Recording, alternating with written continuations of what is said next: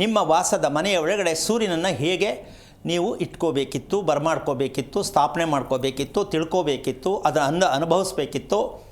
ನೀವು ಯಾವಾಗಲೂ ದೇಹಕ್ಕೆ ಸುಸ್ತು, ಮನಸ್ಸಿಗೆ ಸುಸ್ತು ಅಂತ ಹೇಳ್ತಾ ಇರ್ತೀರಲ್ಲ, ಈ ಮನಸ್ಸಿಗೆ ಯಾರು ಬೇಜಾರು ಅಂತಾರೆ, ದೇಹಕ್ಕೆ ಯಾರು ಸುಸ್ತು ಅಂತಾರೆ, ಅವ್ರ ಮನೆಯಲ್ಲಿ ಸೂರ್ಯ ಇಲ್ಲ. Very simple. ಅದಕ್ಕೊಂದು ಸಣ್ಣ ಉದಾಹರಣೆ ಏನಪ್ಪ ಅಂದರೆ, ಮನೆಯಲ್ಲಿ ದೀಪವನ್ನು ಹಚ್ಚುವ ಕಾರಣ ಏನು? ದೇವರಿಗೆ ದೀಪವನ್ನು ಹಚ್ಚುತ್ತೇವೆ ಅಂತ ಹೇಳ್ತೀವಿ. ನಾವು ದೇವರಿಗೆಲ್ಲ ದೀಪ ಹಚ್ಚೋದು. ಎಲ್ಲಿಗೆ ದೀಪ ಹಚ್ಚೋದು? ನಾವು ಮನೆಯಲ್ಲಿ ದೀಪ ಹಚ್ತೀವಿ. ಹೇಳೋದೆಲ್ಲಿಗೆ? ದೇವ್ರಿಗೆ ದೀಪ ಹಚ್ಚು ಅಂತ. ನೋಡು, ನಮ್ಮ ಕನ್ನಡ ಮಾತು ಎಷ್ಟು ಚೆನ್ನಾಗಿ ಅರ್ಥ ಮಾಡ್ಕೊಂಡಿದ್ದೀವಿ ನಾವು. ದೇವ್ರಿಗೆ ಪೂಜೆ ಮಾಡಿ, ದೇವ್ರಿಗೆ ಅಭಿಷೇಕ ಮಾಡಿ, ದೇವ್ರಿಗೆ ನೈವೇದ್ಯ ಮಾಡಿ, ಹೆಂಗ್ರಿ ಅದು ಆಗುತ್ತೆ?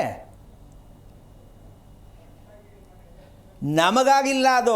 ಹೇಳ್ಬೋದು, ಬಳಸೋದೆಲ್ಲ ನಮಗೆ. ದೇವ್ರ ನೈವೇದ್ಯ ಮಾಡಿ ಯಾರಮ್ಮ ತಿನ್ನೋದು? ಮತ್ತು ದೇವ್ರಿಗೆ ಯಾಕೆ ಕೇಳಿದ್ರಿ? ಅಂದರೆ ಇದು ಕೇಳೋದಕ್ಕೊಂಥರ ತಲಾಟೆ ಥರ ಆಗಿರಬಹುದು. ಅರ್ಥ ಮಾಡ್ಕೊಳ್ಳಿ ಅನ್ನೋ ಉದ್ದೇಶಕ್ಕೆ ಇದನ್ನು ಬಳಸ್ತಾ ಇದ್ದೀನಿ. ಪೂರ್ಣವಾಗಿ ಅರ್ಥ ಮಾಡ್ಕೊಂಡ್ಮೇಲೆ ನೀವು ಗ್ರಹಿಸಿ, ಇದು ಸತ್ಯ ಇದೆ, ಇದರಲ್ಲಿ ನಾವು ತುಂಬ ಹಿಂದೆ ಇದ್ದೀವಿ ಅಂತ ಅವಾಗ ಅರ್ಥ ಆಗುತ್ತೆ. ಅರ್ಥ ಮಾಡಿಕೊಂಡ್ರೆ ಯಾಕೆ ಮಾತು ಹೇಳ್ತಾ ಇದ್ದೀನಿ ಅಂದರೆ, ಮಾತಾಡೋದು ತುಂಬ ಮಾಮೂಲಿಯಾದ ವಿಚಾರ ಅಂತ ಅನಿಸುತ್ತೆ ನಿಮಗೆ.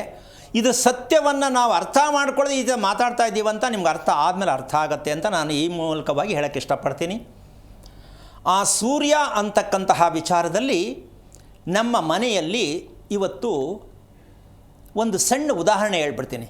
ಯಾರು ಇವತ್ತು ಕಾರ್ಯಕ್ರಮಕ್ಕೆ ಕರೆ ಮಾಡೋದಾದರೆ, ನಿಮ್ಮ ಮನೆ ಉತ್ತರ ದಕ್ಷಿಣಕ್ಕೆ ಏನಾದರೂ ಜಾಸ್ತಿ ಜಾಗ ಉದ್ದ ಇದ್ದು ಪೂರ್ವ ಪಶ್ಚಿಮ ಕಡಿಮೆ ಇದ್ದರೆ, ಇನ್ನೊಮ್ಮೆ ಹೇಳ್ತೀನಿ, ನೀವು ಕೂತಿರುವ ಮನೆಯಲ್ಲಿ ಅದು ಬಾಡಿಗೆ ಇರ್ಬೋದು, ಯಾವುದೇ ಮನೆ ಇರ್ಬೋದು, ಸತ್ಯ ತಿಳ್ಕೊಳ್ಳಿ. ಇವತ್ತು ಹೇಳಿದ್ದಂತೂ ಎಷ್ಟು ಸತ್ಯ ಇದೆ ಅಂತ ತಿಳ್ಕೊಳ್ಳಿ ಅಂತ ಹೇಳ್ತಾ ಇದ್ದೀನಿ.